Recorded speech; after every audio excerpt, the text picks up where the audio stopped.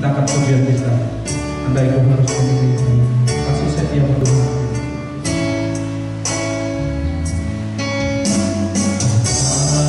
Kasih setiamu Tuhan, lebih dari hidupku.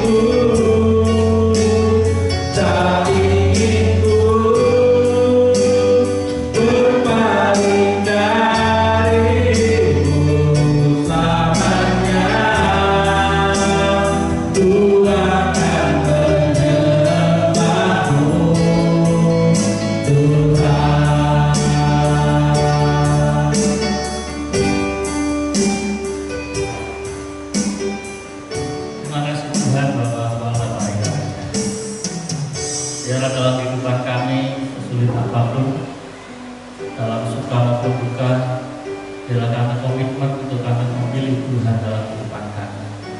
Karena buat Tuhan Yesus yang telah menyatakan kasih-Mu, buat Tuhan Yesus yang telah menyatakan kemurahan yang besar atas kehidupan kami.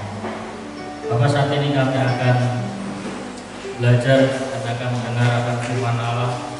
Kiranya Tuhan boleh menolong kami, memberikan hati yang baru, memberikan hati yang dapat mengerti dan memahami akan firman Allah. Dan tolong kami yang akan menanggung firman atas kami semua. Terima kasih Bapak, dalam nama Yesus Tuhan kami sama firman mengucapkan syukur. Haleluya, amin. Tuhan, shalom. Terima kasih pada Pastor Leader yang telah menolong kita. Kita boleh memuji menyembah Tuhan karena Tuhan baik adanya dalam kehidupan kita, amin. Dalam suka dan duka Tuhan tidak pernah meninggalkan kita. Kita akan buka kitab kita akan belajar sebuah kebenaran firman Tuhan yang terambil dari Injil Matius pasal 16 ayat 13.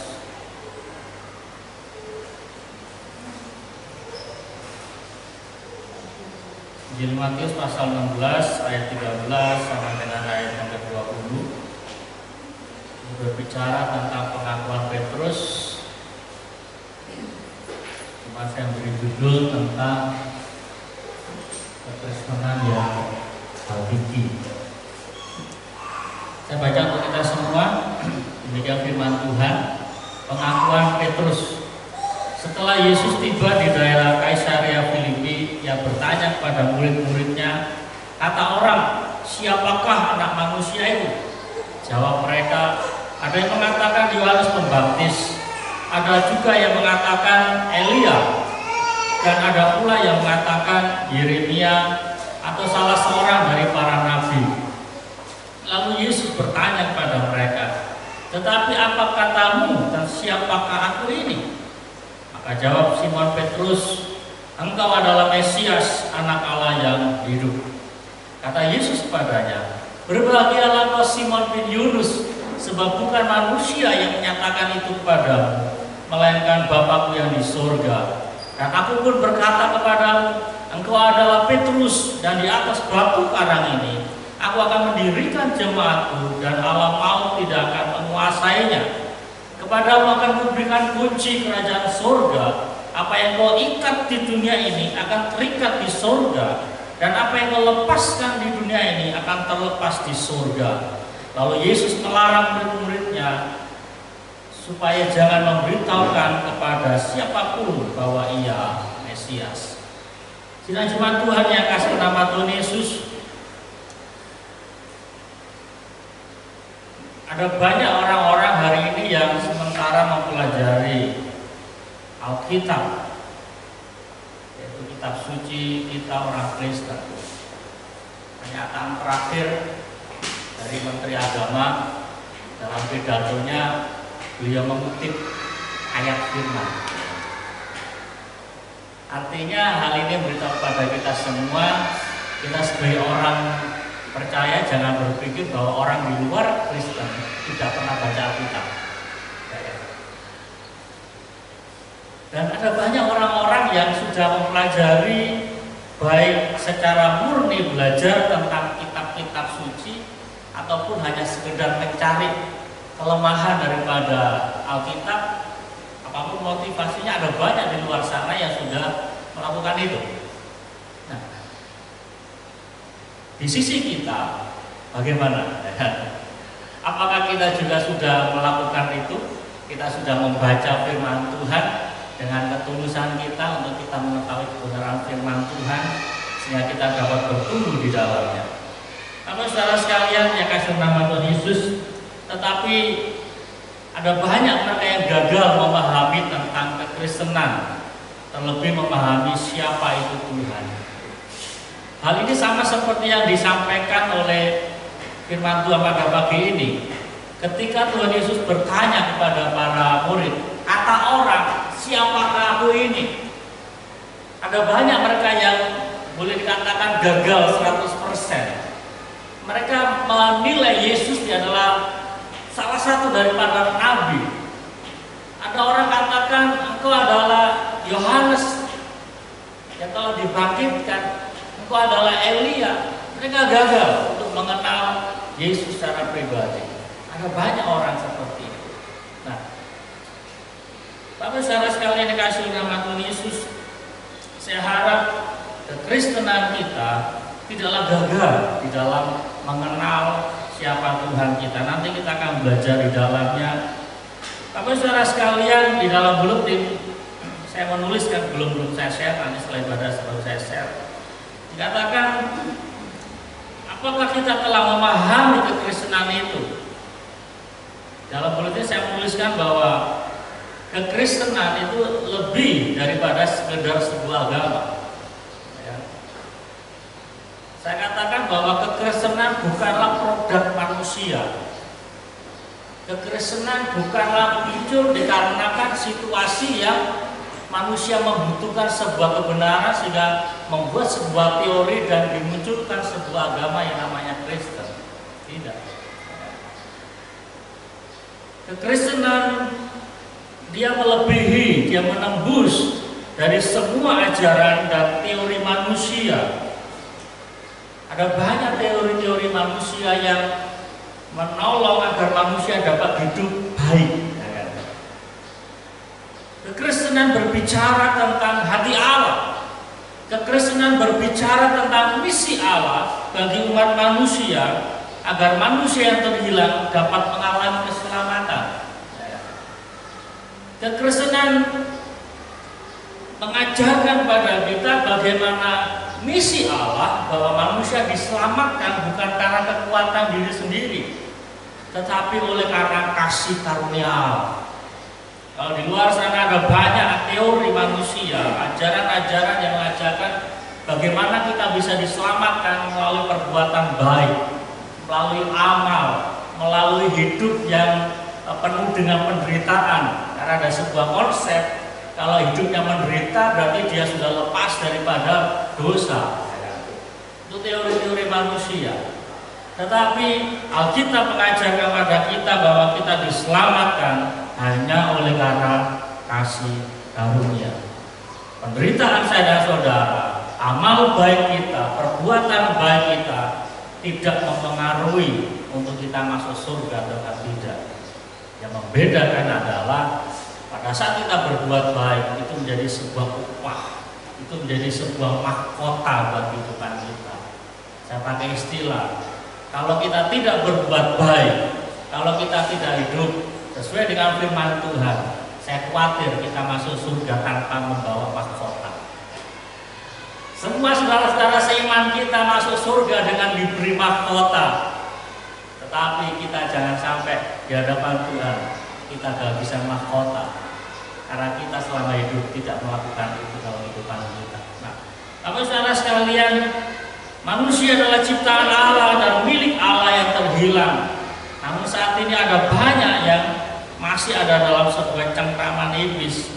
Oleh karena itu, mari kita belajar pada pagi ini tentang bagaimana 3 hal yang disampaikan oleh Tuhan oleh Injil Matius, bagaimana kekristenan yang hakiki.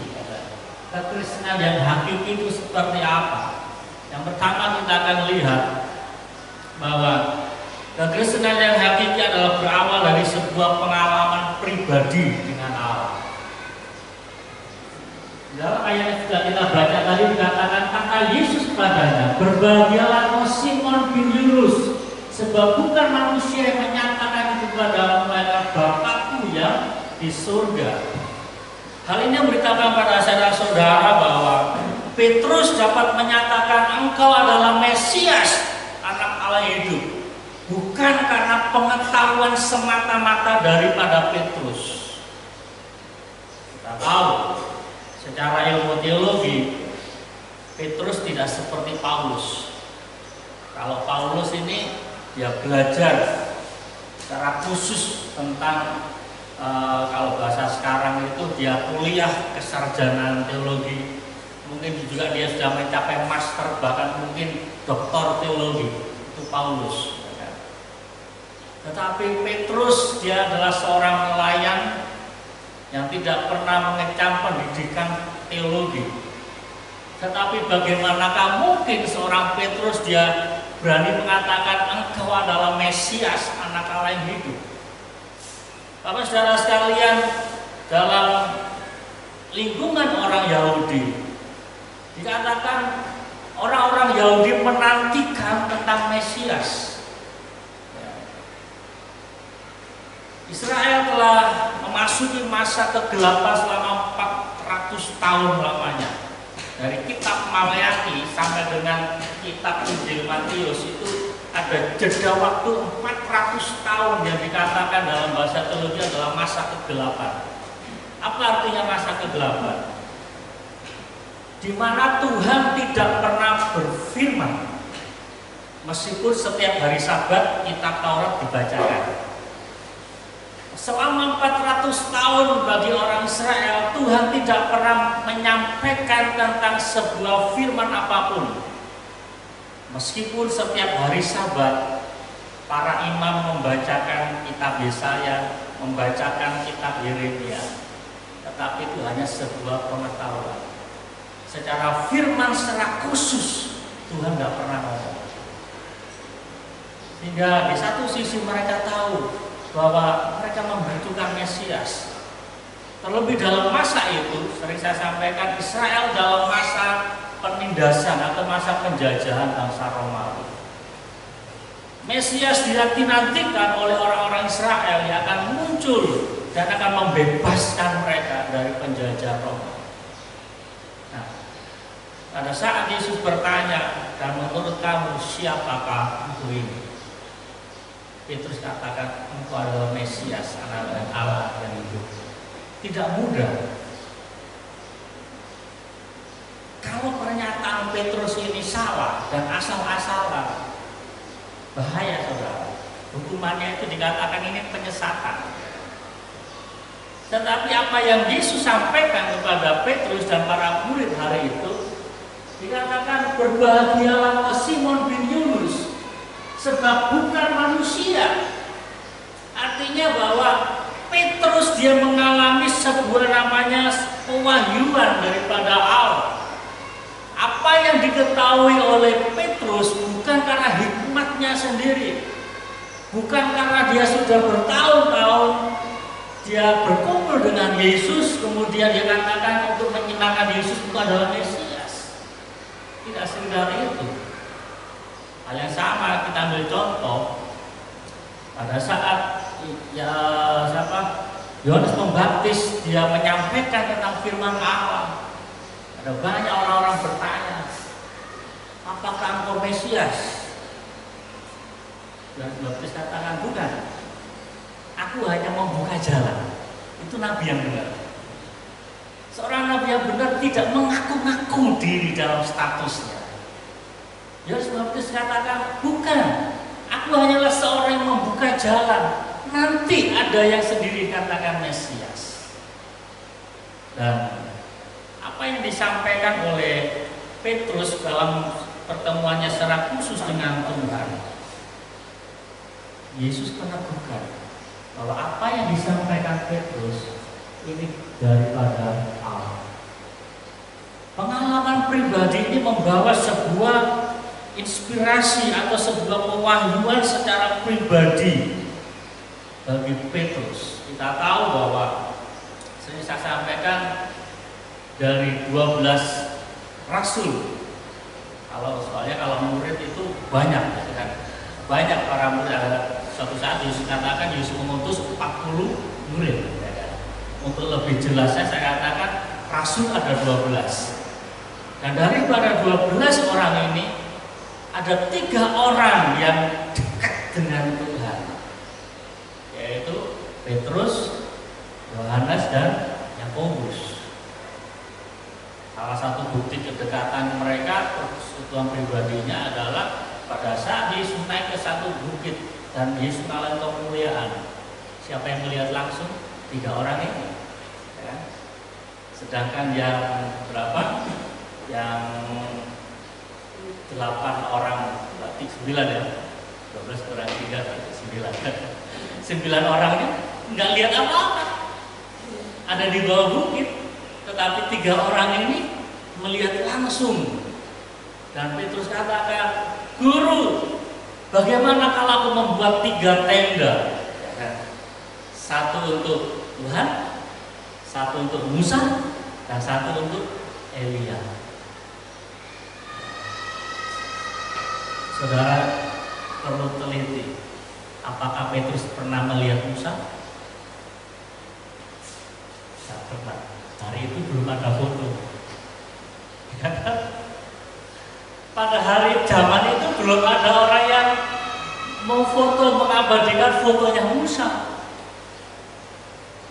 Hari itu belum ada foto yang mengabadikan fotonya Elia. Tetapi mengapa Petrus bisa tahu itu Musa, itu Elia?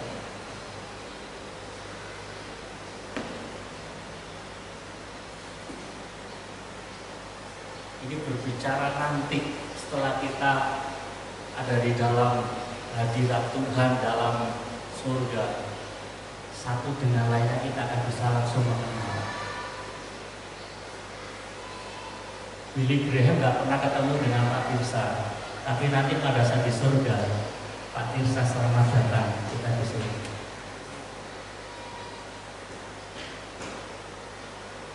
Nabi Yunus yang nggak pernah ketemu sama sawit, sama orang, selamat datang, kita berkumpul di surga.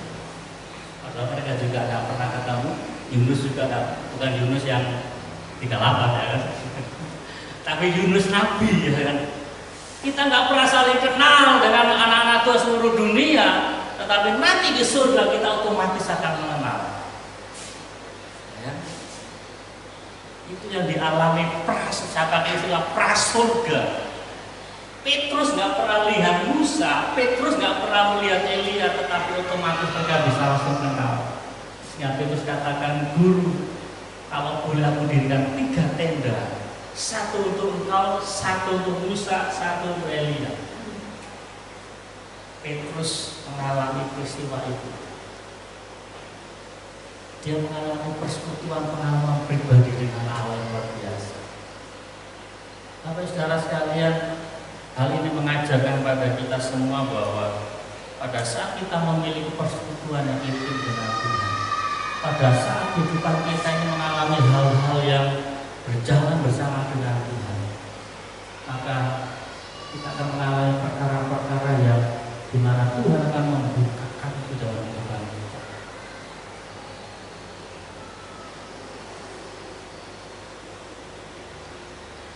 Tapi saudara sekalian,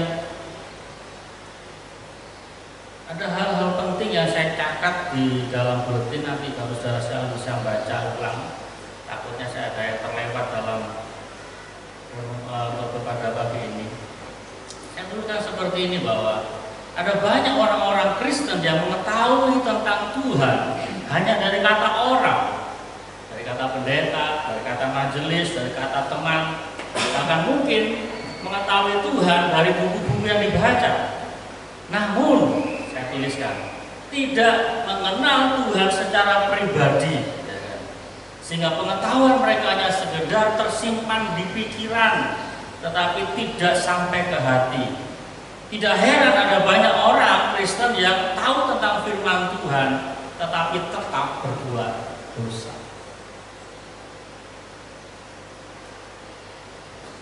Tahu tentang firman, tetapi tetap berbuat dosa.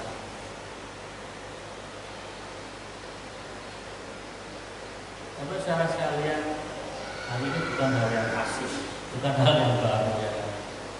Mengapa firman itu nggak masuk di hati? Padahal kebenaran ada ya. Mengapa itu terjadi? Saya tuliskan seperti ini. Hati mereka tidak banyak berbicara tentang kebenaran. Logika atau akal mereka lebih banyak berbicara tentang jalan kehidupan. Namun ketika seseorang telah mengalami pengalaman pribadi dengan Tuhan, maka ia lebih mengedepankan suara hatinya meski tidak sesuai dengan logika. Dan saudara bisa renungkan diri. Jadi ketika seorang mengalami pengalaman pribadi dengan Tuhan, maka ia lebih mengedepankan suara hatinya meski tidak sesuai dengan pikiran. Jujur Bapak saudara sekalian, dalam kehidupan kita, apalagi maaf kita bapak-bapak, laki-laki lebih dominan ke pikiran, logika, daripada wanita yang lebih ke perasaan. Ini sudah memang garisnya seperti itu, ya. Garisnya seperti itu. Dan masing-masing pada saat kita terlalu dominan di bagian itu, maka kita keliru. Kalau kita terlalu main perasaan juga bisa salah. Kalau kita terlalu dominan di masalah pikiran, kita juga salah. Jalan tengahnya apa? Hati, bukan perasaan. Suara hati kita ini nggak pernah bohong. Perasaan kita bisa salah, logika kita bisa salah, tetapi suara hati kita nggak pernah salah. Mengapa? Ada Roh Kudus di dalam hati kita. Ada Roh Kudus di dalam hati kita yang berbicara, yang mengingatkan kita, yang memimpin kita. Nah, Bapak saudara sekalian,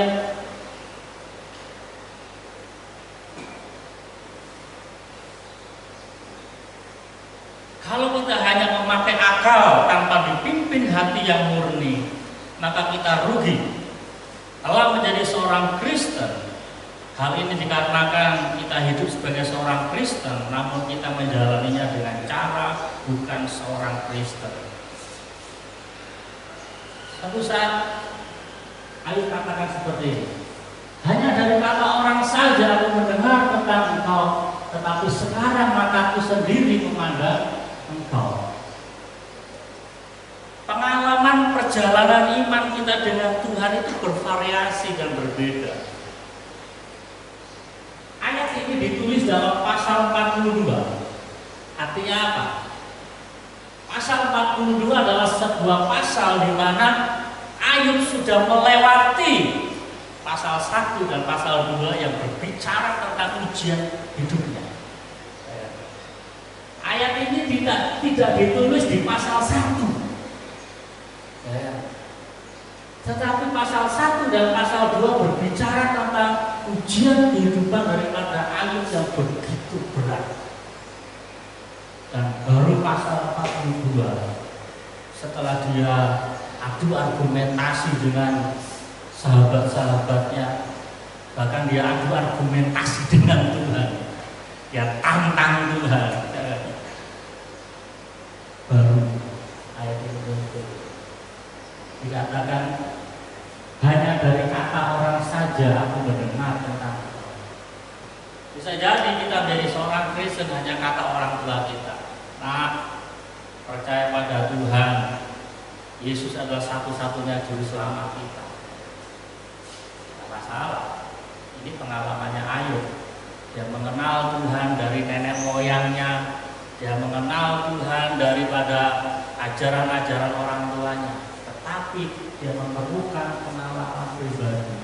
Tetapi sekarang mataku sendiri memandang. Saya boleh katakan seperti ini, bahwa kekristenan yang hakiki, kekristenan yang kuat adalah pada saat kita mengalami pengalaman pribadi dengan Tuhan. Tadi saya katakan, pengalaman pribadi itu bervariasi. Pengalaman iman saya dengan pengalaman imannya Mama Pipin berbeda. Cara Tuhan membawa perjalanan iman kita masing-masing beda-beda. Yang tahu adalah kita dengan Tuhan. Betapa sulitnya kita mengalami pengalaman iman, yang tahu adalah kita dengan Tuhan. Tetapi intinya adalah mari, di saat Tuhan menuntun kita, Tuhan membawa kita, itu adalah sementara Tuhan membawa kita dalam pengalaman-pengalaman pribadi.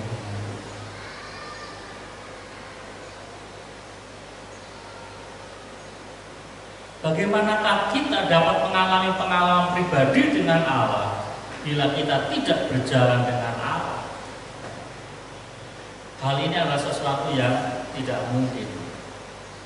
Kalau kita terlalu pakai pikiran kita tanpa kita berjalan dengan Tuhan, kita ada masalah dalam pekerjaan kita, dalam keluarga kita, kita terlalu dominan di pikiran kita, dominan di perasaan kita, nggak bisa semuanya ini. Pada Tuhan katakan, ayo jalan.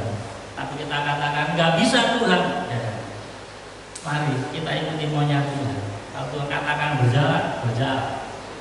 Itu yang membuat hati Tuhan itu terpaut dengan Abraham. Kalau saudara selidiki dalam Alkitab, Abraham tidak pernah bertanya, Tuhan pimpin aku kemana? Kalau Tuhan katakan berangkat, berangkat.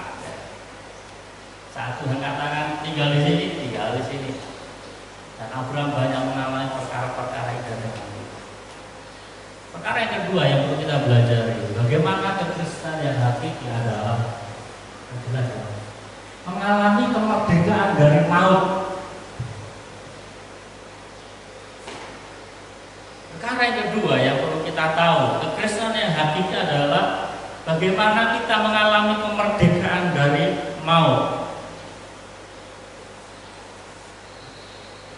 Dikatakan ayat 18 tadi, dan aku berkata kepadamu, engkau adalah Petrus, dan di atas batu karang ini aku akan memberikan jemaatku, dan alam maut tidak akan menguasainya.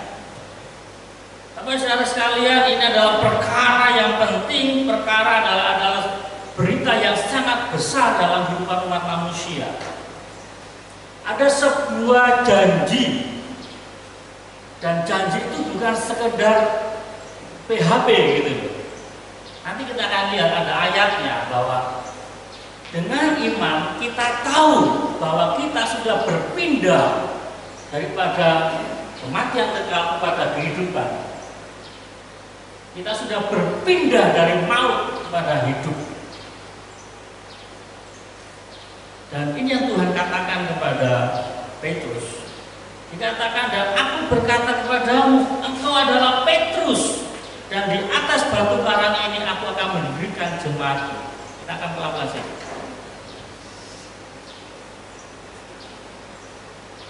Petrus dikatakan sebagai dasar berdirinya sebuah jemaat.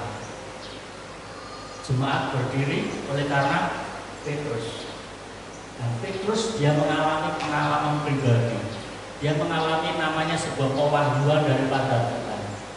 Dan Tuhan katakan karena Petrus mendapatkan sebuah pewahyuan tentang sebuah Mesias, tentang pribadi Mesias.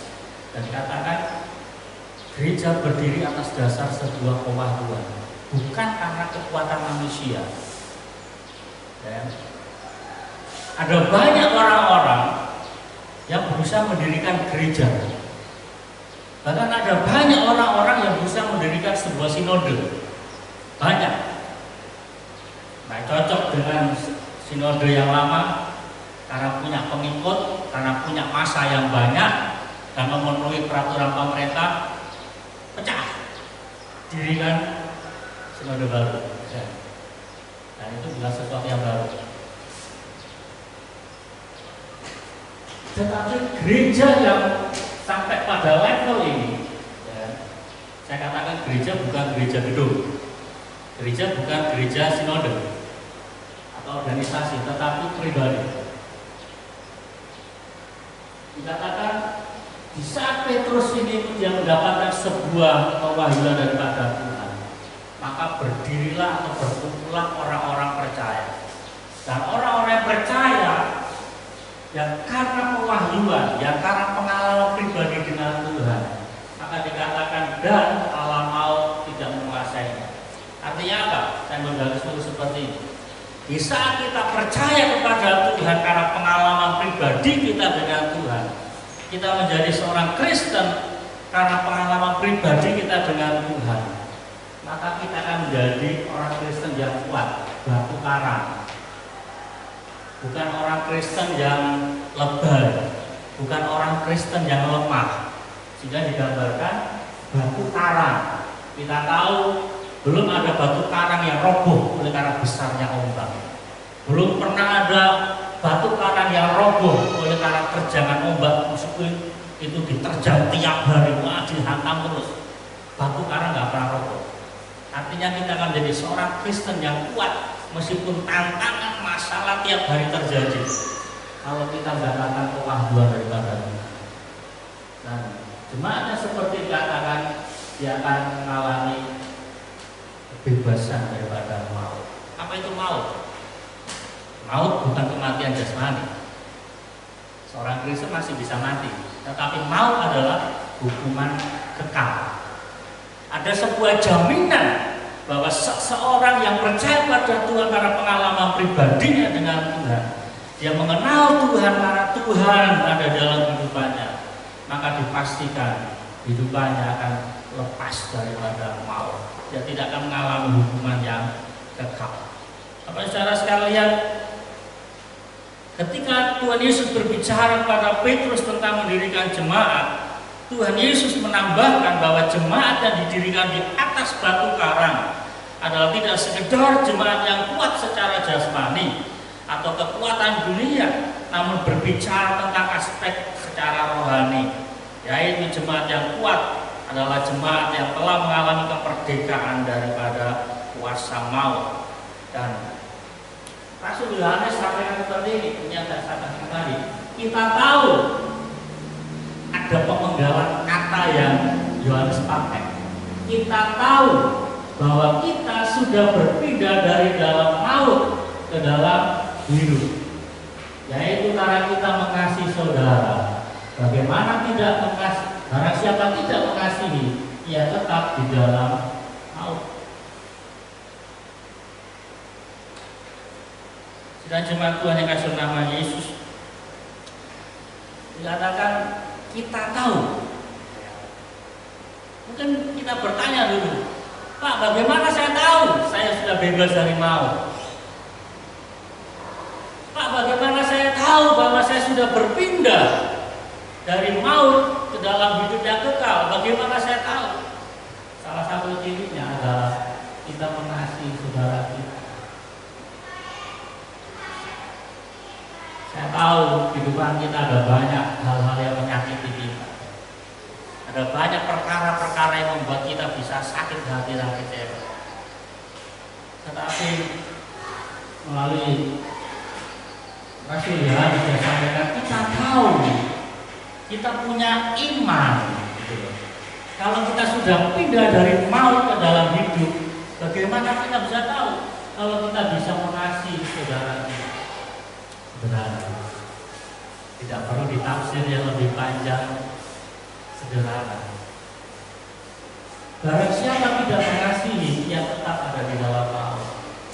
Saudara bisa baca keseluruhan daripada pasal ini, bagaimana kekristenan yang baru, gaya hidup kekristenan yang baru adalah hidup di dalam kasih. Dan perkara yang ketiga, memiliki kuasa. Saya pakai gambar tentang kabut perjanjian. Ini lambang kehadiran Tuhan. Di dalam ayat 19 dalam Injil Matius pasal yang ke-16 tadi dikatakan, kepadamu akan kuberikan kunci kerajaan surga. Apa yang kau ikat di dunia ini akan terikat di surga, dan apa yang kau lepaskan di dunia ini akan terlepas di surga. Luar biasa sekali firman Tuhan. Saya bersyukur menjadi seorang Kristen. Kenapa? Sudah perhatikan ayat ini. Apa yang kau ikat di dunia akan terikat di surga. Apa yang kau lepaskan di dunia terlepas di surga. Ini dua dimensi, dua tempat yang berbeda. Tetapi Tuhan memberikan pada kita kunci. Kunci berbicara tentang kuasa.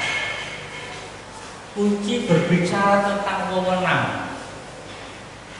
Pada saat saya masih pelayanan di Katingan, Bendahara, di situ ada satu jemaat yang seringkali keluar kota, kadang-kala dia harus ke Sampit, karena dia rumahnya di Sampit, dia di tempat itu hanya tugas, istrinya sebagai seorang guru, sedangkan suaminya seorang tentara di Koramil. Dan kadang-kala kalau mereka pulang ke Sampit, kami yang ada di situ. Dan banyak ternak, ya kan? Ada ayam, ada anjingnya, dan itu butuh makan gitu. Kalau ditinggal sampai 2-3 hari, nah bisa selesai. Akhirnya apa? Jemaat ini, Pak Pendeta minta tolonglah, saya pergi 2-3 hari, ini saya kasih kunci.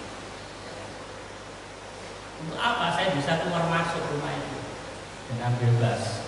Karena saya dikasih kunci untuk berbicara, saya dikasih wewenang untuk ngurus rumahnya dia beserta isinya. Tuhan gak akan menyuruh kita dan tidak akan mengatakan pada kita, kamu jadi anakku, tetapi gak dikasih kewenangan. Tuhan tidak seperti itu. Tetapi pada saat kita menjadi seorang Kristen, dikatakan Tuhan kasih kunci. Nah, kita akan belajar. Di dalam bahasa Yunani, kuasa pakai dua kata, yaitu exousia dengan dynamos. Dalam bahasa Indonesia sama, katanya sama-sama kuasa, tetapi ini memiliki arti yang berbeda. Dikatakan exousia itu berbicara tentang pada saat kita percaya kepada Tuhan. Dikatakan tetapi semua orang yang menerimanya diberi kuasa. Ini berbicara tentang exousia, bukan dunamos. Berbicara tentang exousia, berbicara tentang kewenangan, berbicara tentang otoritas. Supaya apa? Menjadi anak-anak Allah. Dulu sebelum kita percaya pada Tuhan, kita adalah milik dosa. Kita dalam cengkeraman iblis. Ya. Tetapi pada saat kita percaya pada Tuhan, kita dikasih eksosia, kita dikasih otoritas sebagai anak-anak Allah. Bedanya apa? Kalau kita jadi anak Allah, namanya anak, kita berhak atas warisan kerajaan Allah. Di dalam bahasa umum dikatakan kita diadopsi menjadi anak-anak Allah. Secara legal standing hukum Allah, kita adalah anak Allah yang punya hak waris atas kerajaan Allah. Sehingga dikatakan kita punya hak untuk masuk surga. Loh, kita anak Allah. Apa yang Bapak punya, kita punya. Gitu loh.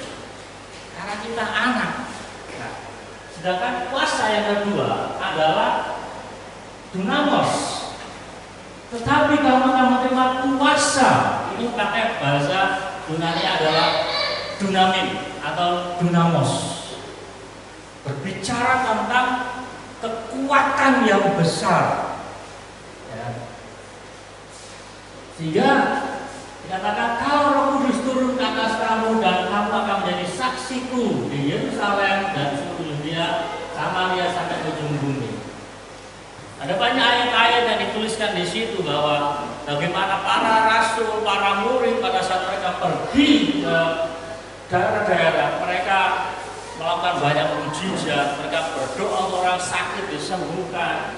Bahkan seperti Paulus sendiri, dia mengalami situasi-situasi yang sulit, bagaimana kekuatan dari Allah itu ada dalam kehidupan mereka. Tapi saudara sekalian, eksosia dan dunamos, kapan kita menerimanya? Eksosia kita terima pada saat kita percaya pada Tuhan. Kalau gambar tadi saya pakai istilah dan baptis, kita percaya pada Tuhan, kita menerima Tuhan sebagai juru selamat pribadi dengan tanda kita menyerahkan di dalam baptisan kudus. Dan saya mengharapkan bahwa semua orang yang dibaptis benar-benar percaya pada Tuhan. Baptisan bukan sekedar formalitas agama gitu. Meskipun juga faktanya ada banyak seperti itu. Saat saya mau dibaptis, habis dibaptis hilang, nggak pernah ke gereja. Setelah dibaptis masih mabuk-mabukan. Itu hanya formalitas agama semata. Diharapkan baptisan bukan seperti itu. Tapi baptisan adalah tanda pertobatan kita pada Tuhan. Dan kapan kita menerima dunamos adalah pada saat Roh Kudus turun. Pada saat kita mengalami baptisan Roh Kudus, Roh Kudus memenuhi kehidupan kita. Dalam zaman para rasul berupa tentang lidah-lidah api. Mungkin hari ini kita tidak mengalami baptisan Roh Kudus seperti itu, tetapi bagaimana Roh Kudus juga masih bisa memenuhi kita sampai hari ini. Bagaimana Roh Kudus berkuasa atas kehidupan kita sampai hari ini. Artinya dua kuasa yang Tuhan berikan pada bagi kita. Kita nggak sekedar menjadi anak Allah, tetapi kekuatan daripada Tuhan untuk mengalahkan musuh-musuh. Siapa? Bicara tentang musuh dosa, berbicara tentang iblis. Ya. Di dalam buletin saya menuliskan seperti ini, saya akhiri firman Tuhan dengan pernyataan. Ketika Roh Kudus memenuhi seorang percaya bahwa Roh Kudus akan memimpin, mengajar dan mengingatkan segala ajaran Tuhan. Kita tulis dalam Injil Yohanes.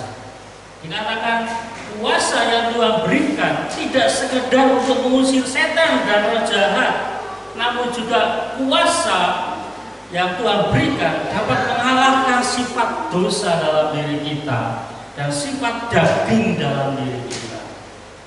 Jadi kuasa yang Tuhan berikan, kunci kerajaan surga yang Tuhan berikan pada kita itu lengkap. Gak sekedar kita menjadi anak Allah, tetapi gak punya kemenangan, tidak. Kita menjadi anak Allah, tetapi juga Tuhan kasih kemenangan penuh. Kita mengalahkan musuh yang di luar, yaitu iblis, dan juga musuh yang ada di dalam diri kita. Roh Kudus memimpin kita, Roh Kudus menolong saudara-saudara. Sampai hari ini kita masih terus bergumul, tetapi jangan pernah menyerah tentang kelemahan, tentang sifat-sifat dosa dalam diri kita. Mengapa kita nggak perlu menyerah? Ada Roh Kudus. Roh Kudus yang memimpin, Roh Kudus yang menolong saya dan saudara. Roh Kudus sampai hari ini Tuhan berikan. Sehingga suatu saat harus kata seperti ini, aku tidak akan meninggalkan kau seperti yatim piatu. Karena Tuhan tahu manusia itu lemah tanpa Tuhan.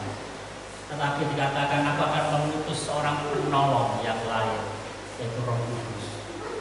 Mari biarlah firman Tuhan pada pagi ini boleh memotivasi kita, menolong kita untuk kita menjadi seorang Kristen yang hakiki, seorang Kristen yang sebenarnya, untuk kita mengalami berkat-berkat Tuhan secara ilahi daripada Allah. Kita sudah memain musik maju ke depan. Mari kita nyanyikan pujian tadi, andai pun harus memilih.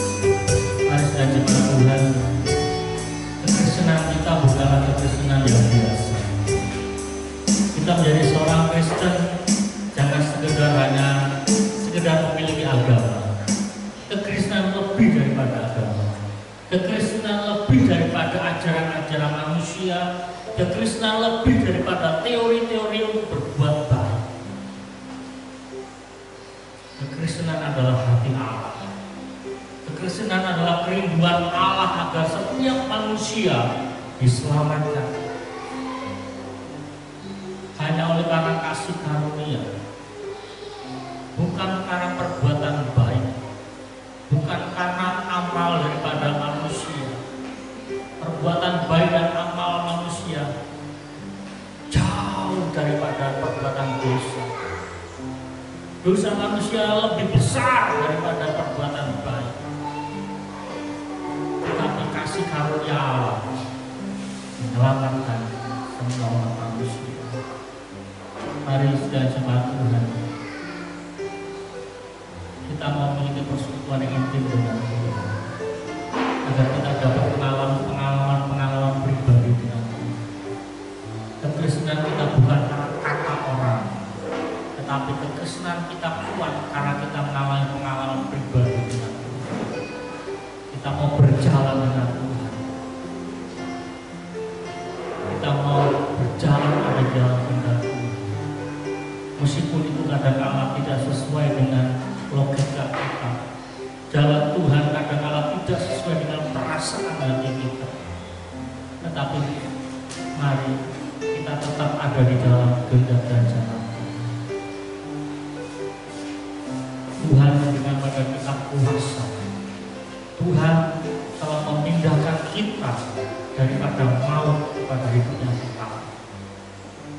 Ini adalah perkara yang Tuhan berikan bagi kita orang-orang percaya. Terima kasih Tuhan. Terima kasih untuk firman Allah yang mengingatkan kepada kami semua untuk kami boleh tetap percaya pada Tuhan. Di saat kami ada banyak pilihan dalam kehidupan kami, di dalam beban masalah yang kami hadapi dalam kehidupan kami diberhadapkan dengan pilihan-pilihan.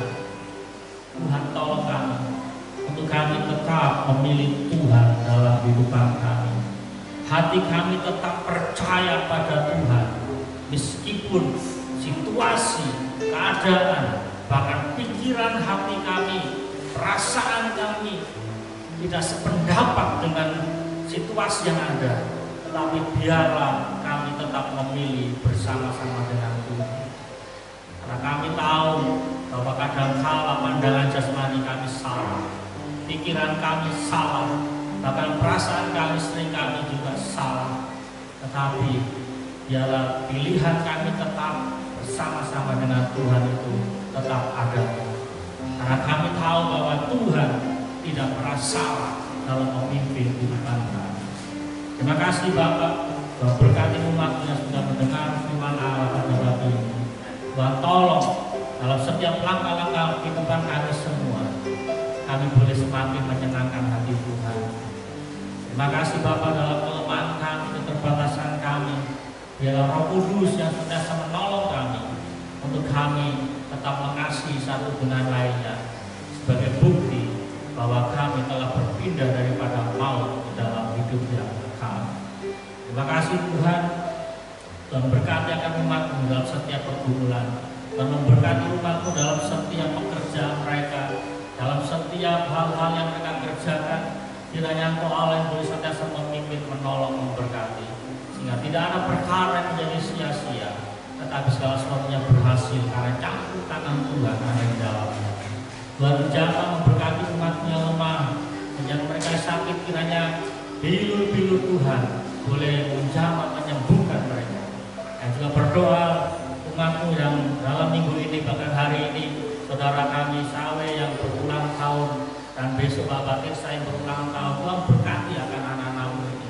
Tuhan berkati dalam pekerjaan mereka, dalam kerinduan mereka, dan setiap pergumulan mereka. Tuhan kalau menyatakan kemurahan dan berkat-Mu dalam kehidupan mereka. Dan juga berkati akan dari kami Kris, Tuhan yang berulang tahun. Tuhan tolong biar dengan pertambahan usia yang Tuhan beri bagi mereka, Tuhan menolong untuk mereka mengalami perjalanan iman dengan Tuhan, untuk mereka mengalami pengalaman pribadi dengan Tuhan, sehingga kekristenan mereka bukanlah kekristenan karena warisan orang tua, tetapi kekristenan karena pengalaman pribadi dengan Allah. Terima kasih Tuhan, berkati mereka dengan kekuatan dan kesehatan daripada Allah. Terima kasih Tuhan, berkati juga sidang jemaat-Mu, gereja-Mu tempat ini Tuhan. Kami bersyukur kalau kami boleh beribadah memuji menyembah Tuhan. Kiranya Allah yang terus menambahkan jiwa-jiwa baru dengan kumpulan orang-orang percaya untuk bersekutu memuji menyembah Tuhan tempat ini. Terima kasih Bapak, Tuhan ini Tuhan ucapan syukur kami dan disempurnakan dengan doa yang mengajarkan atas setiap orang-orang percaya. Bapa kami di surga, kuduskanlah nama-Mu, datanglah kerajaan-Mu, jadilah kehendak-Mu di bumi seperti di surga. Berikanlah kami pada hari ini makanan kami secukupnya, dan ampunilah kami akan kesalahan kami, seperti kami juga mengampuni orang yang bersalah pada kami. Dan jangan membawa kami dalam pencobaan, tetapi lepaskanlah kami daripada jahat, karena Engkau yang punya kerajaan dan kuasa dan kemuliaan sampai selama-lamanya. Amin. Mari jemaat Tuhan, buka hati menanti berkat dari Tuhan Yesus Kristus. Kasih karunia dan damai sejahtera serta sukacita berasal dari surga, serta kekuatan kuasa ilahi yang dari Tuhan kita Yesus Kristus tetap penghiburan kasih yang kekal. Terimalah berkat Tuhan ini hanya di dalam nama Bapa, dan di dalam nama Anak, dan di dalam nama Roh Kudus. Dari pagi ini sampai tulis di setang kalinya. Bapa, terima kasih.